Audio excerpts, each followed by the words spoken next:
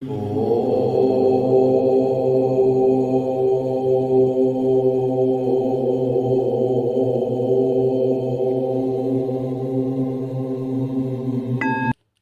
दोस्तों, स्वागत करता हूं मैं आपका अपने YouTube चैनल में। एक बार फिर एक गंभीर विषय पर आज बातचीत करना चाहूँगा। दोस्तों, ऐसा प्रावधान है, ऐसा माना जाता है कि मरणोपरांत, देखिए, मरना एक सच्चाई है, ये जीवन का एक कटु सत्य है। और ऐसा माना जाता है कि जब कोई व्यक्ति चला जाता है, कोई परिजन चला जाता है, तो उसकी आत्मा 13 दिनों तक घर में रहती है। ऐसा क्यों माना जाता है? देखिए दोस्तों, ये हम सभी जानते हैं, मृत्यु एक ऐसा सत्य है जिसे झुठलाना संभव नहीं है, इसे बदला भी नहीं जा सकता। ये तो एक दिन होना है, सभी के साथ होना ही है।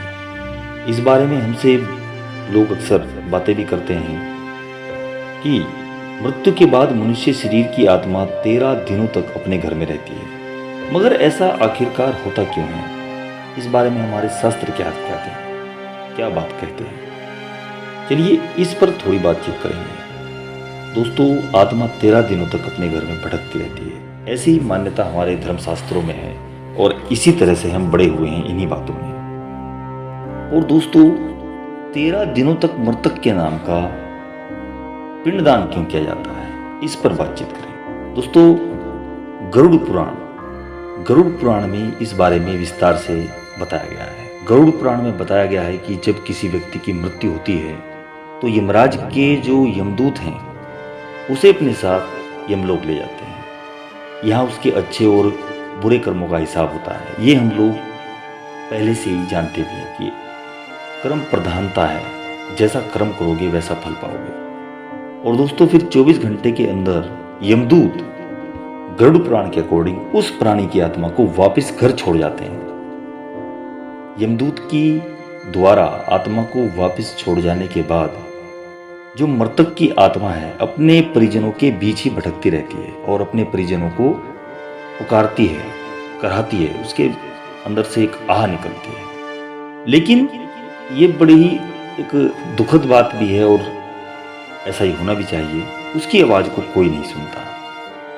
यह देखकर मृतक व्यक्ति की आत्मा बेचैन हो जाती है और जोर जोर से उसके अंदर से एक आह निकलती है, चिल्लाहट निकलती है, बेचैनी होती है।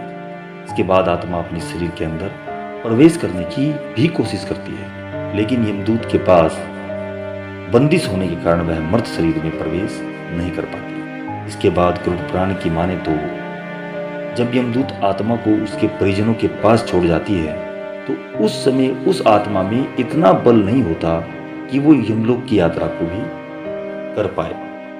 देखिए दोस्तों, हम सुनते हैं कि आत्मा बहुत ताकतवर होती है, लेकिन उन 13 दिनों के भीतर में उसमें ऐसा कुछ ताकत रहती नहीं है। जो गरुड़ पुराण के अनुसार किसी भी मनुष्य के जो मृत्यु के बाद जो 10 दिनों तक मकिया जाता है, उससे मृतक आत्मा के विभिन्न अंगों की रचना होती है।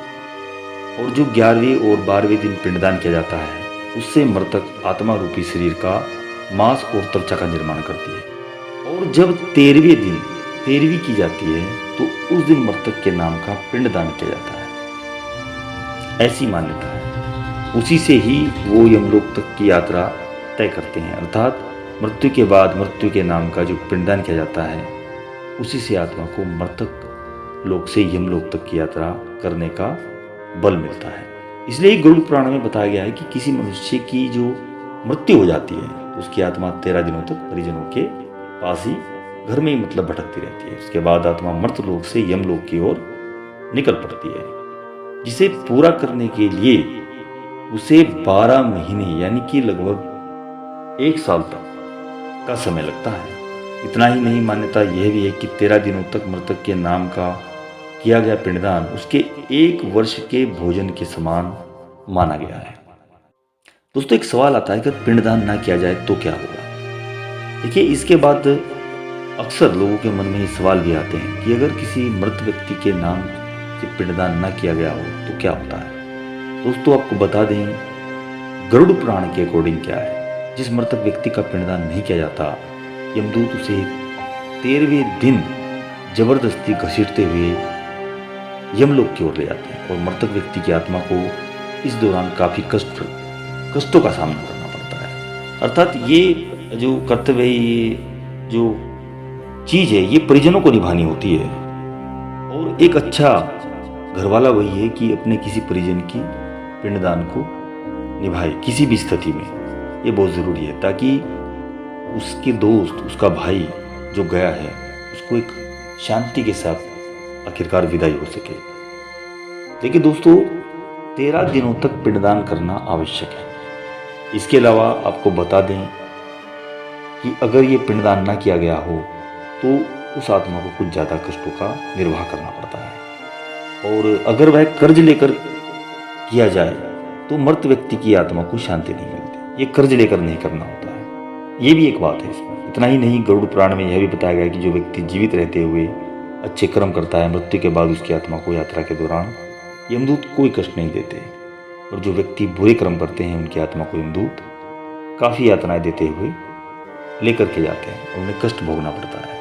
दोस्तों, अपने कर्मों को देखिए दोस्तों, बात करने का ढंग है, बातों को घुमाने का ढंग है। लेकिन गरुड़ पुराण को कुछ लोग अच्छा मानते हैं, कुछ लोग सही मानते हैं, कुछ लोग गलत मानते हैं।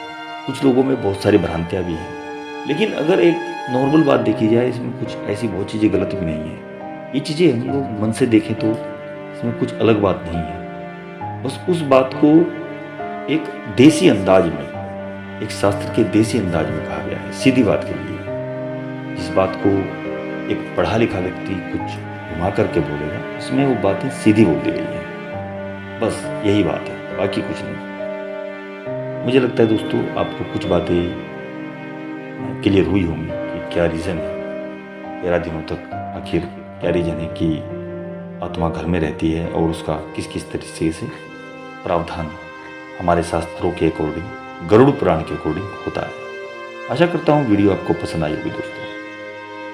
अगली वीडियो में मिलता हूँ। अगर वीडियो पसंद आई हो तो लाइक, शेयर, सब्सक्राइब कर दीजिएगा मित्रों।